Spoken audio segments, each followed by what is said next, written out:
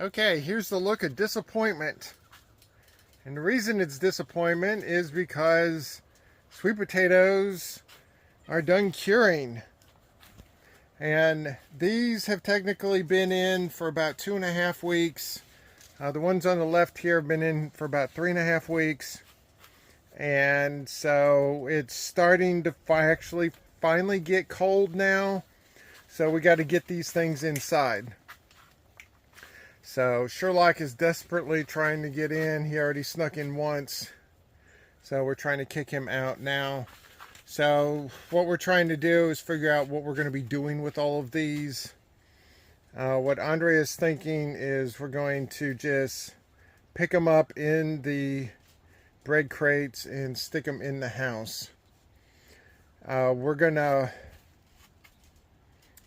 need at least 2 rows high in order to do that, and 3 rows are going to be of the ones that are going to be too tall, which means that, you know, like this row here, these sweet potatoes are too tall, obviously, and nothing can stack on top of them. And so, but I wanted to show what the sweet potatoes look like after they're curing. Obviously, we have not washed them yet, so they still have the dirt and everything on them. And also wanted to show some of Andrea's Japanese sweet potatoes. These are purple sweet potatoes, which are purple skins and purple on the inside.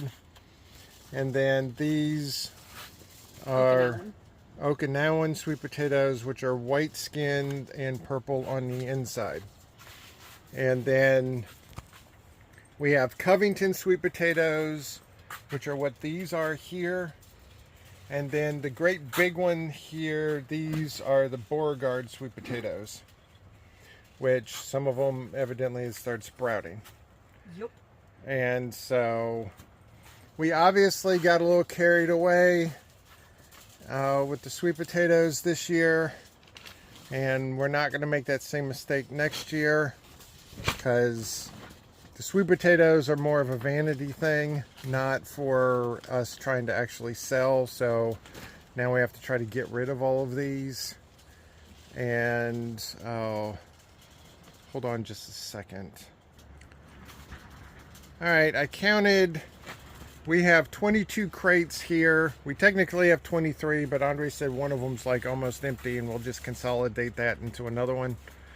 But we have 22 crates here, and if each of these crates have, let's say, 20 pounds of sweet potatoes here, that's over 400 pounds of sweet potatoes. No, I am not weighing all of this. I do know that some of these big Beauregard ones, like this one right here, probably weighs at least 5 or 6 pounds.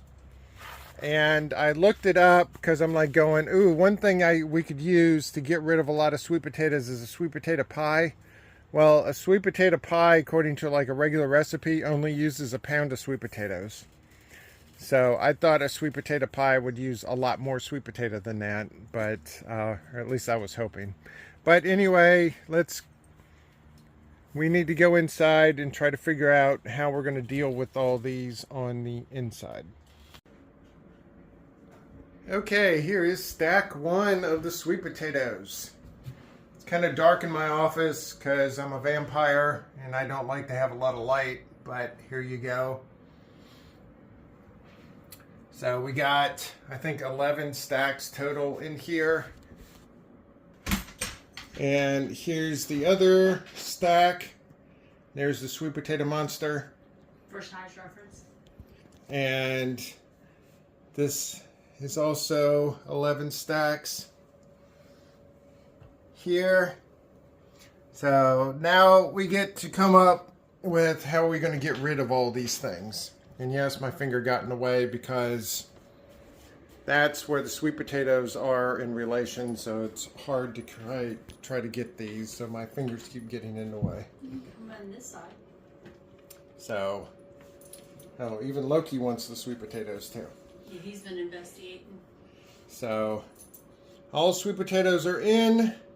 So now we don't have to worry about a potential frost or something coming in there and damaging them. And now comes the fun part, which is getting rid of them all.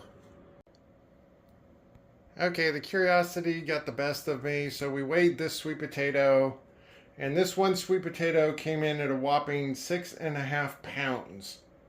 So if you were making a normal sweet potato pie, that would be 6.5 sweet potato pies you could make out of this one sweet potato.